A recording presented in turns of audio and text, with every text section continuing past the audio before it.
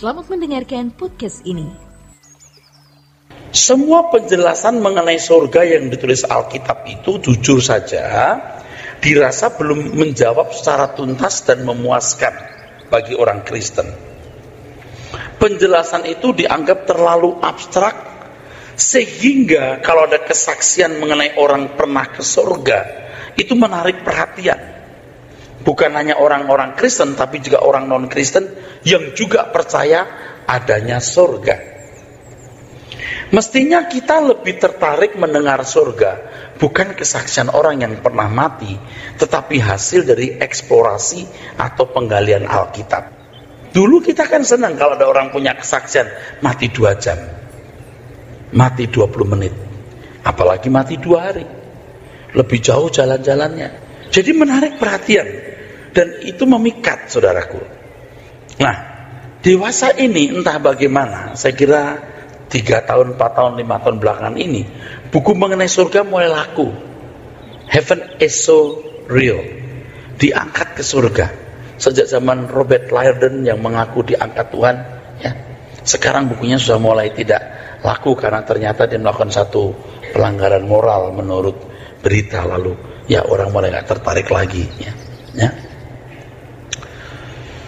Tapi sekarang juga ada hamba-hamba Tuhan atau mengaku hamba-hamba Tuhan pernah diangkat ke surga. Gimana itu, Pak? Sebab menurut Alkitab, Wahyu pasal 21 misalnya, 1 dan 2, Yerusalem sendiri kan baru turun nanti. Sekarang belum. Sebenarnya surga manusia itu juga sekarang belum ada. Kenapa? Sebab belum ada kebangkitan. Kalau belum ada kebangkitan, belum ada surga. Surga untuk manusia, surga untuk Allah masih tetap ada. Jadi begini saudaraku, ya. Setelah manusia mati, maka manusia dibawa ke Hades. Ini yang namanya intermediate state, penampungan sementara. Ada Hades yang nyaman, ada Hades yang tidak nyaman. Nanti ada kebangkitan.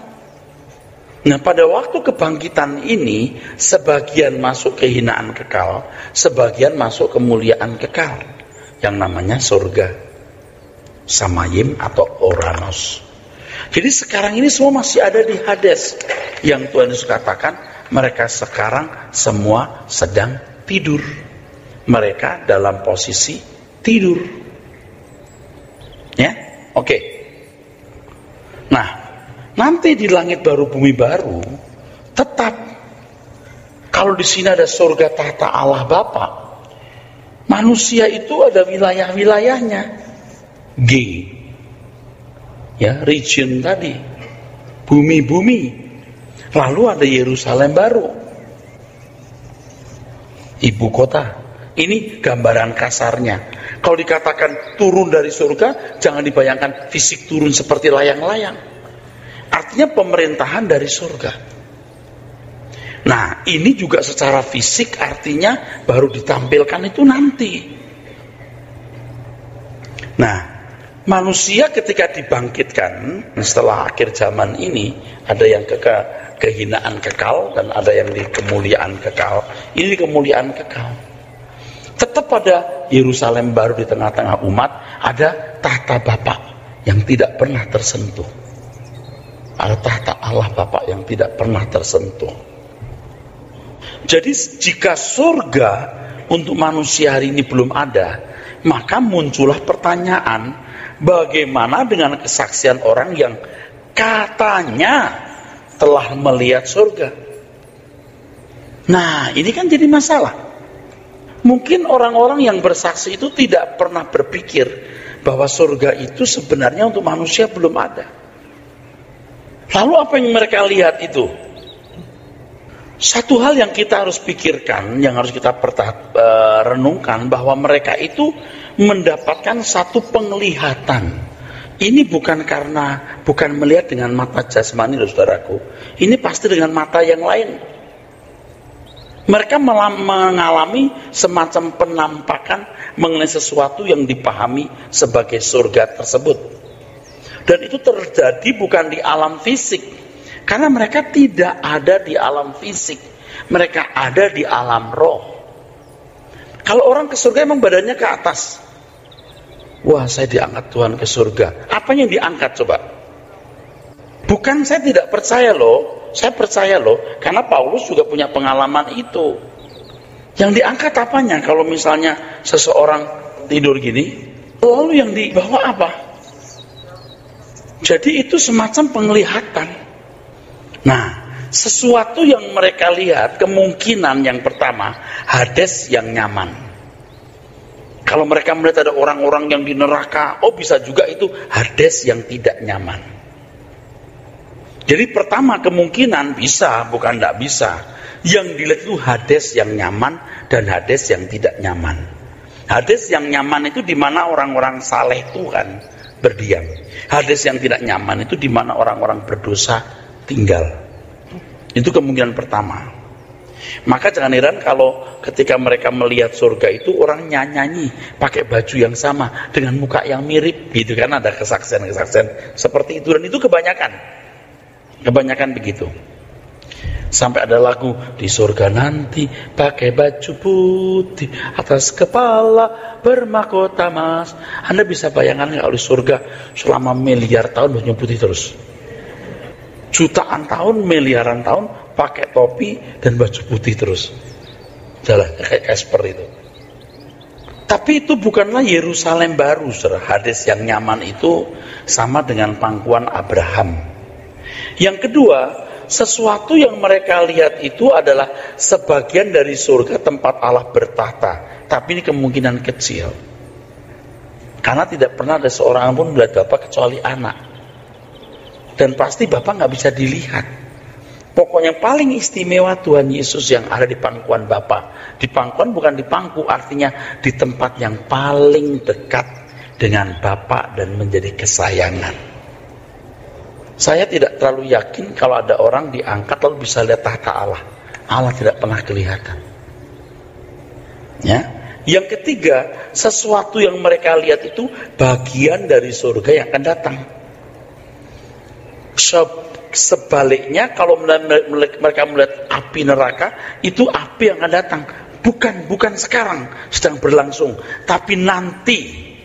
Jadi kalau ada kesaksian anak-anak yang pernah lihat surga, atau bapak ibu yang punya kesaksian orang-orang tua, di surga ada rumah-rumah, ada klaster-klaster, itu sangat mungkin. Saya lebih percaya yang itu daripada yang seperti dormitory, asrama yang baju putih semua, terus nyanyi, terus masuk kamar lagi, teng bangun lagi, tok terus nyanyi.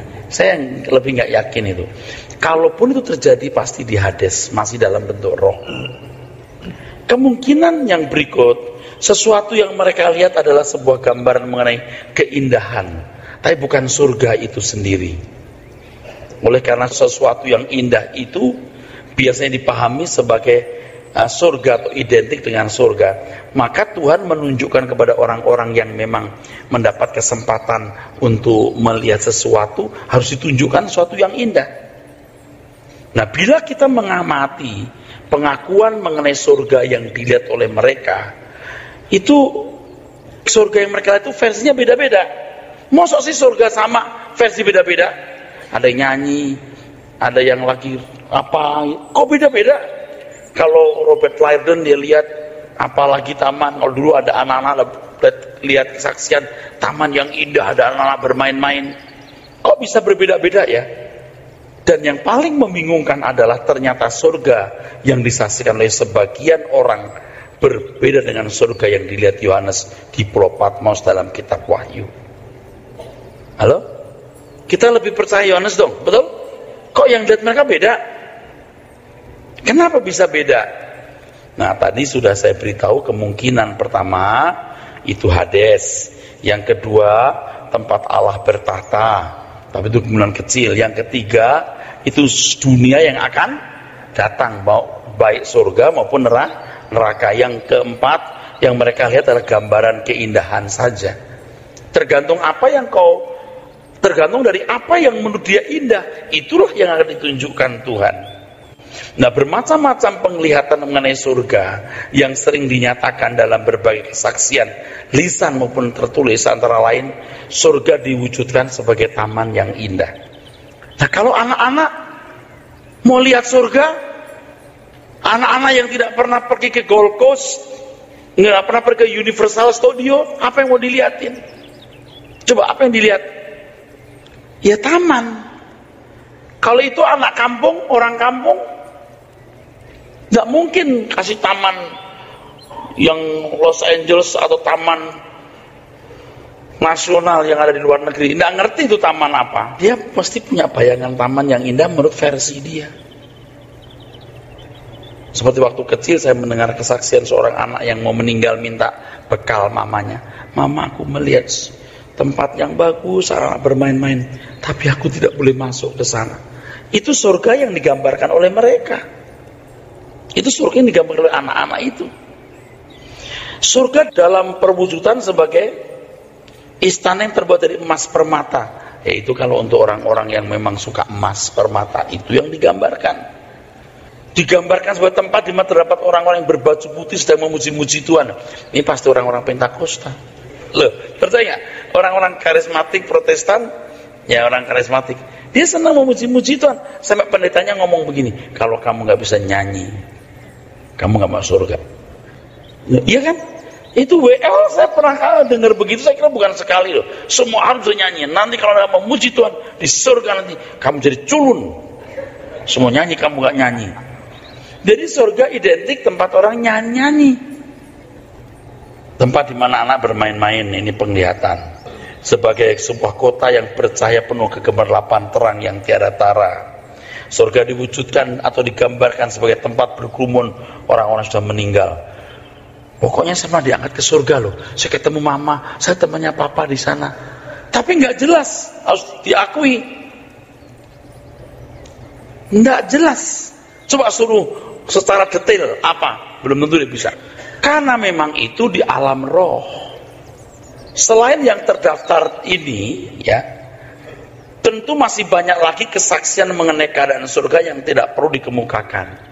Seperti Betty Baxter ya, yang surga kayak tubuh manusia, ada bagian tangan, bagian kaki, bagian perut.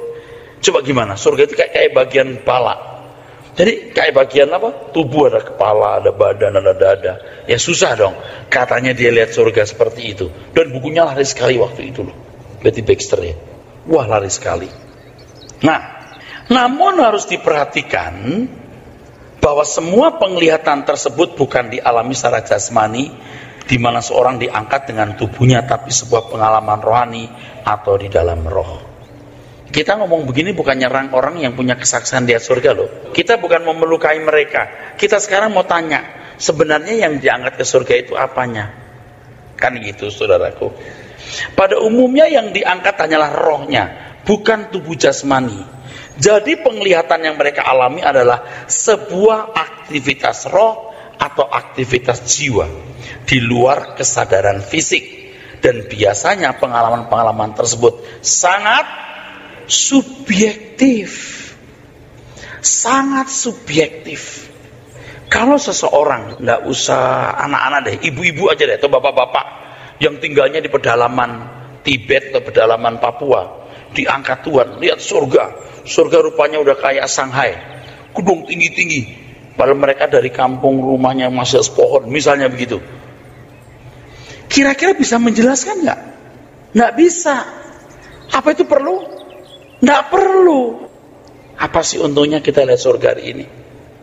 Berbahagialah orang yang percaya walau tidak melihat. Kita mau ke sana, bagus banget. Karena kita udah begitu saling percaya. Dia nggak nanya loh, mosok nggak? Ya boleh deh. Apalagi kalau udah sering sama-sama, seleranya sama, atau kita sering makan bareng, yang dibilang enak, saya juga bilang enak. Kalau saya udah bilang gini, enak loh. Wah itu enak bener. Saya kira kita ini sudah sering ketemu kalau dibilang enak apa sana? Itu sotonya enak. Saya nggak nanya mosok. Karena aku sudah percaya dia dan kita sama-sama. Kalau Tuhan berkata di rumah Bapakku banyak tempat tinggal, kira-kira enak gak tempat itu? Ya nggak usah nanya lagi, halo. Maka di sini ada penjelasan, nggak usah kita ngotot pengen lihat surga. Kalau dulu Saya ikut-ikut itu ngajarin orang begini, saudara, kita minta Tuhan mau lihat surga. Ngapain ya? Sekarang kita nggak lihat pun tahu, oh surga itu dunia seperti ini tapi tidak ada dosa dan iblis. Cukup nggak? Yakin nggak? Yakin. Lalu kalau Anda mendengar kesaksian orang pernah ke surga ini itu, yang pertama Anda kan takjub dan mencoba untuk membayangkan apa itu. Itu yang pertama. Waduh bagus. Yang kedua, mengkultuskan orang itu. Yang kedua. Yang berikutnya, sedikit dampaknya. Aku mau hidup benar, sedikit dampaknya. Jujur loh. Jujur saja. Apa punya dampak untuk perilakumu dan kedewasaan imanmu? Sedikit. Bahkan tidak sama sekali.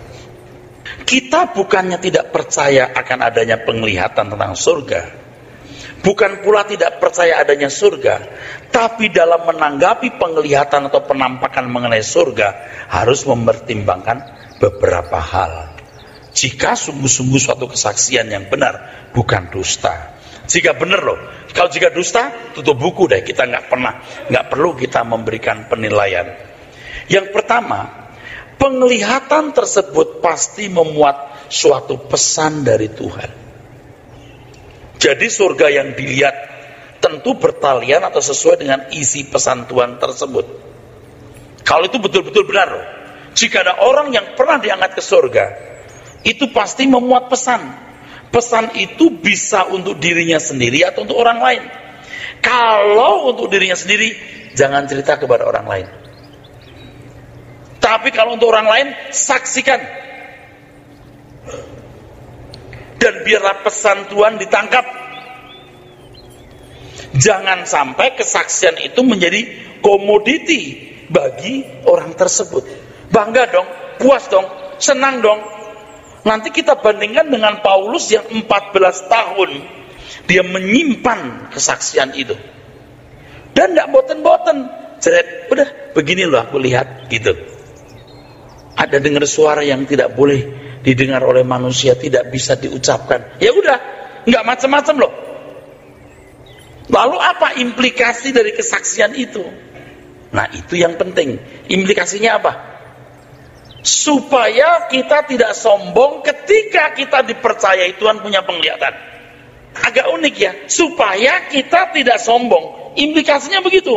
Bukan surga itu sendiri yang dia mau saksikan, tapi pengalaman Paulus supaya dengan kesaksian yang begitu hebat jangan menjadi sombong. Nah, jangan menjadi sombong ini yang tidak pernah dikupas. Yang dikupas adalah betapa hebatnya penglihatan itu dan betapa istimewanya aku. Percaya nggak saudara? Nah, Anda cerdas, Anda bisa mengerti hal ini. Jadi Paulus sendiri mendapatkan penglihatan itu sampai mendapatkan gocohan. Digocoh itu artinya dipukul berulang-ulang. Teks aslinya saya sudah periksa. Dipukul terus-menerus. Kenapa? Supaya jangan menyombongkan diri. Supaya jangan membanggakan diri. Tuh, itu proteksi. Ya, itu proteksi, saudaraku. Seperti apa ya? Kalau listrik itu ada apa namanya? Yang bisa putus itu, sekring. Kasih proteksi. Ini proteksinya pukul. Jadi ketika Paulus menyaksikan bahwa ia pernah diangkat langit ketiga, konteksnya itu bukan soal surga itu sendiri, tapi soal bagaimana dia bergumul tidak meninggikan diri dengan kesaksian yang begitu hebat. Maka dia dipukul berkali-kali atau Tuhan mengizinkan iblis menggocol dia. Wah, ini hal yang rumit. Ini mesti dibahas khusus, tapi sementara waktu saya bahas begini saja dulu, saudara. Jadi siapa tahu di antara saudara mendapat kesaksian lihat surga. Bisa saja lalu berkata, Pak Era, saya mau bersaksi, saya mati 2 jam. Lalu saya mau saksikan. Untuk apa? Kalau nggak perlu, nggak usah. Nggak usah. Anda bertumbuh imannya karena mendengar firman, bukan karena kesaksian. Setuju? Firman Tuhan yang ngomong, bukan saya. Nah, kesaksian mengenai surga diberikan Tuhan dengan mempertimbangkan kemampuan orang itu menangkap pesan Tuhan. Ya, ini sudah saya jelaskan tadi. Tidak mungkin Tuhan menuangkan keberadaan surga secara penuh atau lengkap kepada pikiran manusia yang terbatas. Tidak mungkin. Pikiran manusia yang terbatas tidak akan mungkin mampu mengerti keberadaan surga secara penuh dan lengkap. Nggak salah loh kita bilang gini, kita nanti ke surga sekalian ya, suami istri anak kita ke surga. Oh, kita senang di sana. Boleh. Tapi saya mau tanya, kamu mikir nggak orang lain? Kamu mikir nggak orang lain? Kamu puas? Kamu mikir orang lain nggak? Tidak mungkin Tuhan memberikan pesan yang tidak berguna bagi orang lain. Dari pengalaman Paulus, kita dapati kesaksian mengenai kata-kata yang tak terkatakan. Kata-kata yang tidak terkatakan, ya, unspeakable words. Ya, informasi ini cukup membuka pikiran kita memahami bahwa keberadaan surga secara detail tidak mudah untuk diungkapkan di pikiran manusia, karena perkataannya kita nggak layak mendengar. Lebih baik saudaraku sekalian kita mendengar surga dari penggalian Alkitab. Saya harap saudara akan mendapat banyak kebenaran-kebenaran yang luar biasa saudaraku sekalian. Hendaknya kita tidak tergoda mengingini pengalaman penglihatan menyaksikan surga. Dalam kedaulatan Tuhan, Tuhan memberikan kesempatan kepada seseorang untuk memperoleh penglihatan mengenai surga. Tetapi kepada yang lain Tuhan tidak memberi kesempatan tersebut. Ya, saya cuma takut saudara, takutnya begini loh saudara, orang ngaku lihat surga padahal bukan surga. Betul nggak? Betul nggak? Bisa, bukan nggak bisa. Kalau Anda misalnya mendengar kesaksian, saya diangkat ke surga, saya ketemu Tuhan. Coba tanya dengan detail, wajahnya Tuhan gimana? Pakai bahasa apa Tuhan bicara? Bagaimana nada bicaranya? Bagaimana susunan kalimat yang Tuhan ucapkan? Saya seorang akademisi beda dengan orang yang nggak akademisi loh. Tuhan cerdas dong pasti. Pasti ngomongnya cerdas dong. Susunan kata kalimatnya pasti tepat dong. Coba tirukan. Oh, saya nggak bisa. Oh, kalau nggak bisa kira-kira bagaimana? Coba. Di situ kita melihat apakah itu objektif atau subjektif. Saya bukan tidak percaya orang bisa punya penglihatan ke surga. Paulus juga mendapat penglihatan seperti ini. Saya diangkat ke surga, saudara. Saya ketemu Tuhan Yesus. Lalu gimana? Di mana? Duduk atau berdiri? Atau di taman? Atau gimana? Coba kira-kira gimana? Coba jelasin. Sebab kalau saya ketemu teman di Bandung, saya bisa menjelaskan. Di ruangan ini, kursinya itu kursi yang rotan masih. Mejanya masih meja kayu. Dikasih minum. Waktu ketok pintu, yang buka pertama kali itu pembantunya. Kita akan ingat detail. Walaupun tidak detail sempurna, kita pasti ingat. Waktu teman saya muncul, dia pakai kaos. Terus masuk lagi pakai baju warna biru. Betul nggak? Nah sekarang Tuhan pakai apa? Bajunya apa? Coba tanya. Kalau betul-betul ketemu Tuhan. Oh, saya hanya mendengar suaranya. Oke. Nah, itu nggak bisa ngomong lagi deh kalau udah. Saya hanya mendengar suara Tuhan. Nah, ini tidak jelas. Sebab waktu orang dalam roh itu bukan telinga, gendang telinga. Saya bisa mendengar Anda berbicara karena ada gendang telinga. Saya bisa lihat muka Anda karena ada cahaya memantarkan Anda lalu dipantulkan ke mata saya. Nah kalau dalam roh kira-kira apa? Itu hal yang betul-betul subjektif. Sekali lagi bukan saya tidak percaya loh. Karena Alkitab juga mengatakan ada yang diangkat ke langit ketiga. Tapi lihat penjelasannya. Sederhana. Dan ada lagi satu lagi. Kalau kita ketemu Tuhan, pasti Tuhan akan menyampaikan pesan spesifik untuk saudara pribadi atau untuk umatnya yang tidak bertentangan dengan Alkitab. Jadi kalau sampai ada perintah Tuhan yang bertentangan dengan Alkitab, kita langsung berkata bohong. Misalnya begini, saya ada pesan dari Tuhan. Ini gereja Tuhan kan? Ini harus dilapisi pakai perak, warnanya kuning. Tuhan mau karpet kita jangan karpet yang semeter 10.000. Karpet yang 200.000. Lalu ada list. Karena Tuhan mau ini yang mewah. Kira-kira percaya nggak? Pasti Tuhan nggak mau begitu. Seandainya ini nggak pakai karpet pun Tuhan juga, logika kita Tuhan nggak persoalkan, betul? Asal AC-nya ada, betul nggak? Kalau itu nggak usah tanya Tuhan, kita nggak bisa di sini tanpa AC kan? Jadi kalau kita cerdas, Lalu orang cerita, saya diperintahkan Tuhan begini begitu. Ini kan orang-orang karismatik paling pinter gitu. Tidak semua orang karismatik begitu. Nah, kalau sudah belajar firman Tuhan, Anda kan kagum-kagum betapa beraninya orang bohong. Cuman kita nyimpen, mendem jero mikul dhuwur. Artinya diem gini, aduh kok nekat ya. Aku kagum dengan keberanianmu. Tidak mungkin Tuhan menyuruh begitu. Nah, cuman kecerdasan Bapak Ibu kan terbatas nih. Tidak secerdas yang belajar Alkitab, tapi lama-lama Anda tahu. Ini ngibul nih, pasti nggak begini perintah Tuhan, nggak mungkin. Dan saya terus terang kagum melihat keberanian orang cerita Tuhan suruh ini, Tuhan suruh itu. Ini tidak diperintahkan Tuhan. Waduh, nekat. Itu ya boneknya luar biasa. Bondo nekat. Sama nanti kalau saudara mendengar saya ngomong Tuhan perintahkan A atau B, ini bertentangan dengan Alkitab, pasti kita harus berkata salah itu. Kembali ke Alkitab, karena Tuhan tidak mungkin memberikan pesan yang bertentangan dengan Alkitab. Tuhan tidak mungkin mengkhianati Alkitab. Jadi Bapak Ibu jangan ngotot pengen lihat surga. You percaya Tuhan Yesus enggak? Dia akan buat tempat yang baik. Iya. Berbahagialah orang yang percaya walau tidak melihat. Inilah iman yang murni.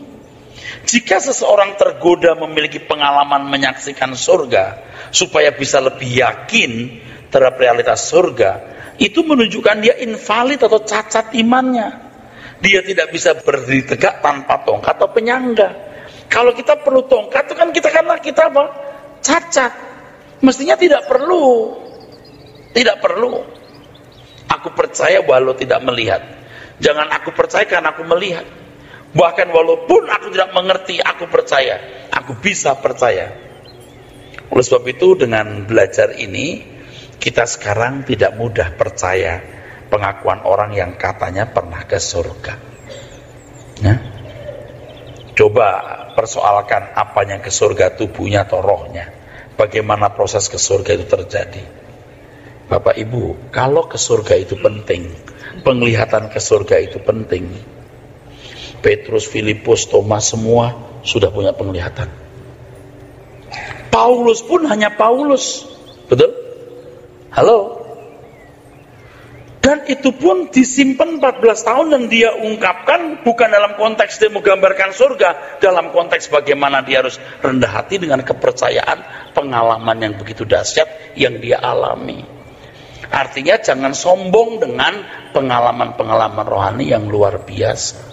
Kalau melihat surga itu penting, tokoh-tokoh Alkitab udah lihat surga semua. Yang kita lihat siapa? Paling penglihatan Stefanus waktu dilempari batu. Aku melihat anak manusia, betul gak? Berdiri sebelah kanan Allah Bapa. Paling itu. Paulus. Kenapa Matius, Markus, Lukas, Yohanes, bahkan penulis Injil sendiri tidak pernah lihat surga? Di Perjanjian Lama paling siapa? Abraham. Itu pun dengan iman melambai-lambai dia dari jauh. Roh Kudus menuntun kita kepada segala kebenaran. Jadi pendoa-pendoa syafaat itu, waduh, kalau cerita diangkat Tuhan, diajari Tuhan ini itu, waduh, kayak Tuhan gak punya Roh Kudus yang mendampingi orang percaya itu mengajarkan kebenaran. Tuhan mengajarkan saya bagaimana berdoa syafaat. Tapi orang Indonesia itu seneng banget loh yang begitu-begitu. Demen banget loh. Banyak nabi palsu beredar di tengah-tengah suasana kompetisi antar gereja dan hamba Tuhan. Perlu dipertimbangkan jika orang-orang yang mendengar kesaksian mengenai penglihatan atau penampakan surga, apa yang mereka peroleh? Kagum kepada kesaksian itu, pengalaman spektakulernya, atau pengkultusan kepada yang menyaksikan. Nah, pengalaman-pengalaman itu bisa menjadi senjata untuk berkompetisi. Kamu belum pernah ke surga kan? Saya pernah. Tidak berkualitas kamu. Nah, Alkitab berkata Roh Kudus menuntun kamu kepada segala kebenaran. Tidak pernah diajarkan, Tuhan yang ngajar kita lewat rohnya. Nah, sekarang kira-kira gimana coba? Roh Kudus itu yang menuntun kita. Di seluruh dunia ini, di Korea apalagi, di Amerika, Korea paling ya, Amerika, Eropa habis tuh. Amerika, Eropa, Amerika, Korea. Aduh, itu paling banyak nabi. Bahkan diimpor nabinya. Loh, iya. Dari Malaysia, dari Singapura, pembicara-pembicara yang dikenal sebagai nabi. Nabiya. Lalu orang maju ke depan didoakan. Kalau di luar negeri ada orang-orang yang katanya pernah ke surga. Waduh, kesaksian-kesaksian luar biasa. Ada nama-nama tertentu. Waktu di Jakarta dia khotbah, saya dengerin. Apa sih istimewanya? Maaf, bukan melecehkan. Apa istimewanya khotbah ini? Lu khotbah sama kita, kayak kita baru kemarin jadi Kristen. Kita udah dari kecil Kristen menghadapi berbagai tekanan yang berat.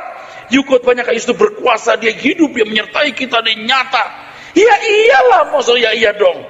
Dia datang begitu hebat kesaksiannya mengenai surga. Kita mau denger, begitu saya denger, loh, khotbahnya kayak kita baru kemarin jadi Kristen.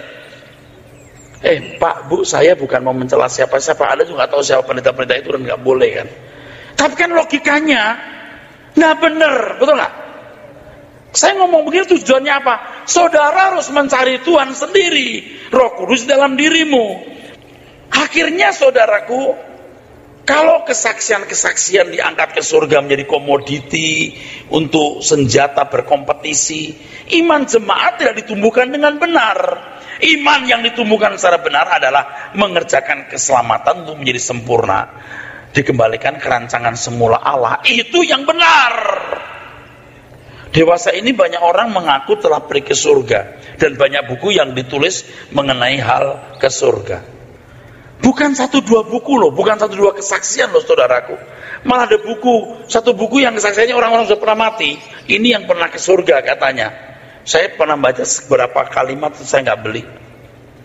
Tentu dari sekian banyak kesaksian, terdapat kesaksian yang benar. Betul-betul pernah mendapat penglihatan semacam surga begitu.